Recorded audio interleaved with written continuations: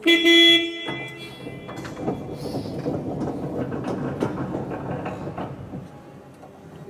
forklift, we got it as soon as we moved into our first commercial space, industrial space. Because again, it all started in my garage and the basement of our house. So I couldn't really put a forklift there. Even though if I... It's like an obstacle course here. There we go. Forklift rally racing. Uh-huh.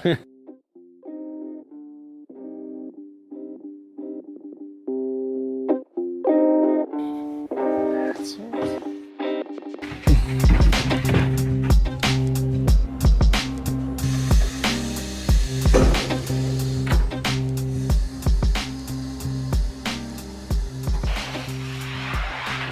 Just put it on. That's it, and leave it. Look, you flip a bit, and you put a little bit of air in between the sheets, and see? Okay. If you slide them off a bundle, you just slightly lift and put some air in between sheets, and then it glides much easier. Because you have a few seconds until all that air that's been introduced in between the sheets escapes. So it's like almost like an air cushion.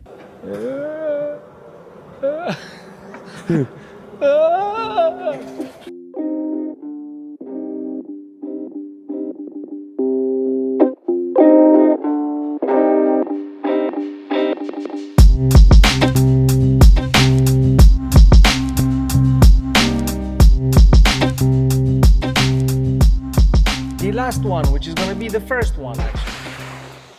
There we go. What did I do with the USB? You put that in the bar. Like, no, Put down here? Yeah.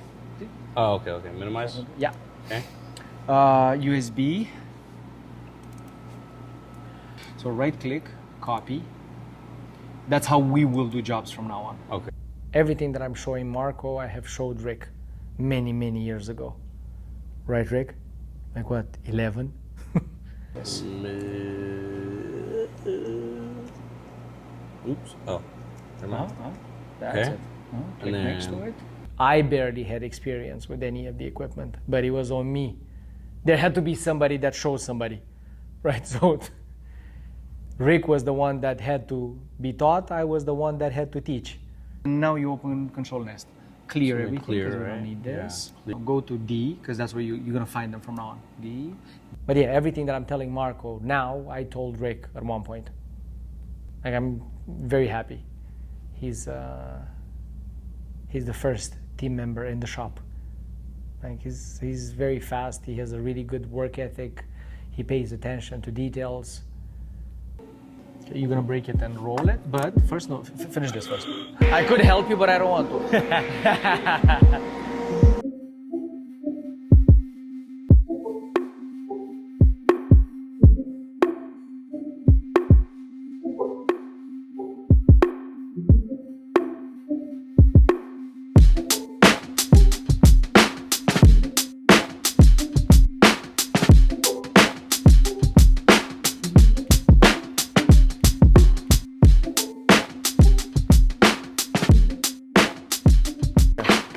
So the sheet has been cut, and Marco noticed that there's a little bit of skin, we call it, left over on the sheets. And I remember you have asked me the other day, how precise is the CNC, or how fine the fine tuning should be.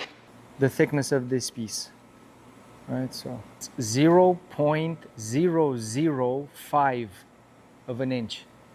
That's 5,000th of an inch. So yeah, will I ever need to adjust something like this? No. But look at how the piece looks when it comes off the CNC if it's not adjusted. So you have this little edge. The first sheet that was cut from the job multiple things was going done wrong after we have with this surfaced. That's the term for removing a layer of material from the table of the CNC.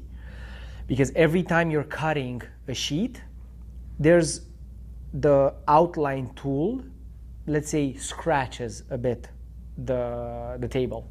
And then you cut 20, 30, 50 sheets, you're gonna have so many scratches on the surface of the table that the vacuum that should hold the pieces down loses a lot of air through those scratches, and then your pieces don't hold anymore on the table. It's not safe to work with because this is very, very sharp and it can cut skin very easily. So it was a very good lesson moment for Marco, like how fine they have to go with the adjustments. Well, today we're going to 5,000th of an inch. When it's cut, right, you have a super clean edge on the top here. Right now, Marco has to manually cut the excess away. But if somehow you go by mistake the other way around, there's going to be chips actually in the piece. So this is unacceptable. You cannot have this. So he has to cut everything upwards to avoid any tear on the piece. But as it stands right now, if you do not adjust the CNC moving forward, it's stopped. That's it. You cannot continue.